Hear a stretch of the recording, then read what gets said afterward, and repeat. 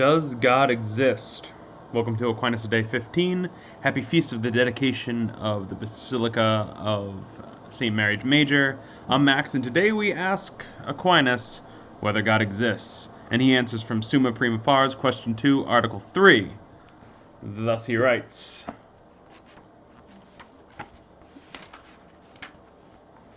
we proceed thus to the third article. Objection 1.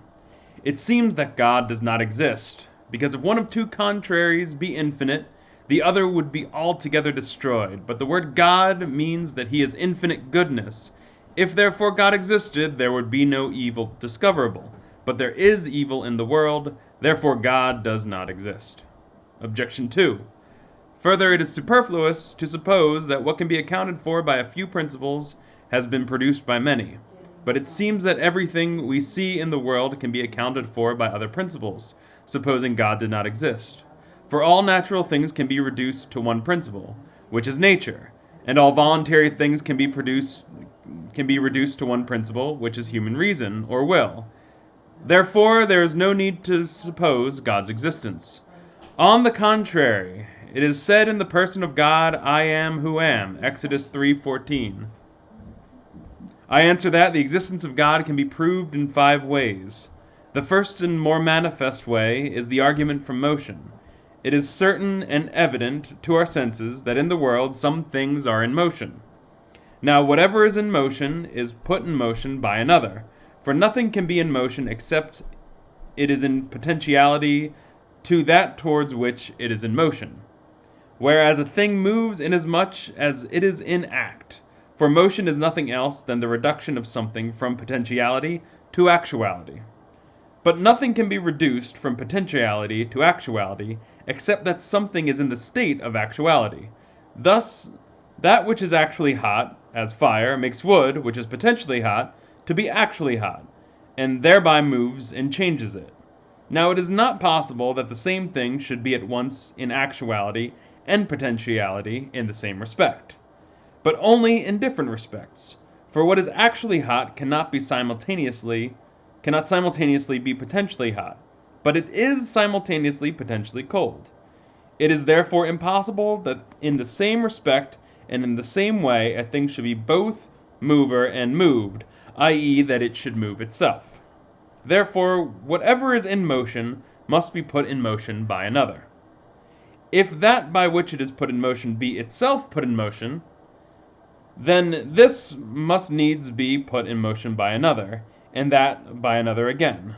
But this cannot go on to infinity, because then there would be no first mover, and consequently no other mover, seeing that subsequent movers move only inasmuch as they are put in motion by the first mover, as the staff moves only because it is put in motion by the hand. Therefore it is necessary to arrive at a first mover put in motion by no other, and this everyone understands to be God. The second way is from the nature of the efficient cause. In the world of sense we find there is an order of efficient causes. There is no case known, neither is it indeed possible, in which a thing is found to be efficient cause of itself, for it would be prior to itself, which is impossible. Now in efficient causes, it is not possible to go to infinity, because in all efficient causes, following in order, the first is the cause of the intermediate cause, and the intermediate is the cause of the ultimate cause, whether the intermediate cause be several or only one. Now to take away the cause is to take away the effect. Therefore, if there be no first cause among efficient causes, there will be no ultimate, nor any intermediate cause.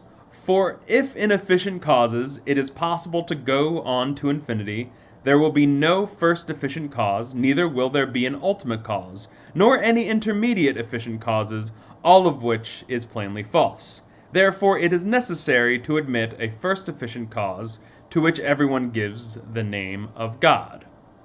The third way is to be taken from possibility and necessity, and runs thus. We find in nature things that are possible to be and not to be, since they are found to be generated and to corrupt, and consequently they are possible to be and not to be. But it is impossible for these always to exist. For that which is possible not to be at some time is not. Therefore, if everything is possible not to be, then at one time there could have been nothing in existence. Now, if this were true, even now there would be nothing in existence, because that which does not exist only begins to exist by something already existing. Therefore, if at one time nothing was in existence, it would have been impossible for anything to have begun to exist. And thus even now nothing would be in existence, which is absurd. Therefore, not all beings are merely possible, but there must exist something the existence of which is necessary. But every necessary thing either has its necessity caused by another, or not. Now it is impossible to go on to infinity in necessary things which have their necessity caused by another, as has been already proved in regard to efficient causes. Therefore we cannot but postulate the existence of some being having of itself its own necessity, and not receiving it from another, but rather causing in others their necessity. This all men speak of as God. The fourth way is taken from the gradation to be found in things. Among beings there are some more and some less good, true, noble, and the like. But more and less are predicated of different things according as they resemble in their different ways something which is the maximum. As a thing is said to be hotter according as it more nearly resembles that which is hottest, so that there is something which is truest, something best, something noblest, and consequently something which is uttermost being.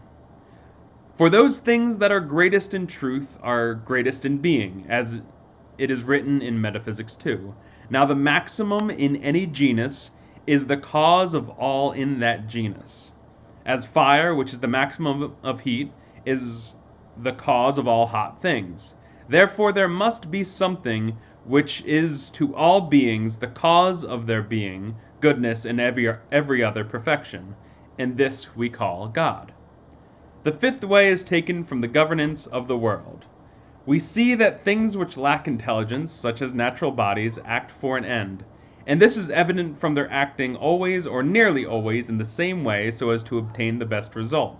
Hence it is plainly and not fortuitously, but designedly, do they achieve their end. Now whatever lacks intelligence cannot move towards an end unless it be directed by some being endowed with knowledge and intelligence, as the arrow is shot to its mark by the archer. Therefore some intelligent being exists by whom all natural things are directed to as their end, and this being we call God. Reply to Objection 1. As Augustine says, since God is the highest good, he would not allow any evil to exist in his works, unless his omnipotence and goodness were such as to bring good even out of evil. This is part of the infinite goodness of God, that he should allow evil to exist, and out of it produce good. Reply to Objection 2. Since nature works for a determinate end under the direction of a higher agent, whatever is done by nature must needs be traced back to God as to its first cause. So also whatever is done voluntarily must also be traced back to some higher cause other than human reason or will, since these can change and fail. But all things that are changeable and capable of defect must be traced back to an immovable and self-necessary first principle, as was shown in the body of the article. So those were Aquinas' famous 5 ways, the 5 proofs for the existence of God, and I shall leave direct commentary to others who have already done it before, and done it better than I would in this one little day. But what I would like to talk about is the phrase Aquinas uses, that everyone understands as God. And it's an interesting phrase, and he uses it after the proof. He says, once he makes the proof that we need some first mover, that we need some highest thing, and this we all call as God.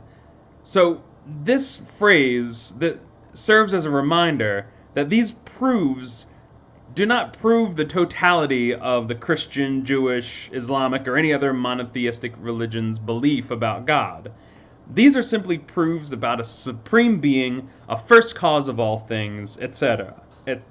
We have not said much about this being yet, only that he exists.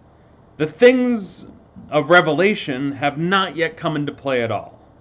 And I think there is something amazing about having this philosophical understanding of God, especially when we get to all the things we're going to be covering in the later articles, and then realizing that this is the being who acts and is at the heart of salvation history. And I think that's sufficient for today. So, question 3 starts tomorrow. Subscribe if you want to join the party. Like if you like the proofs, and remember, Aquinasaday keeps the heretics away. See ya.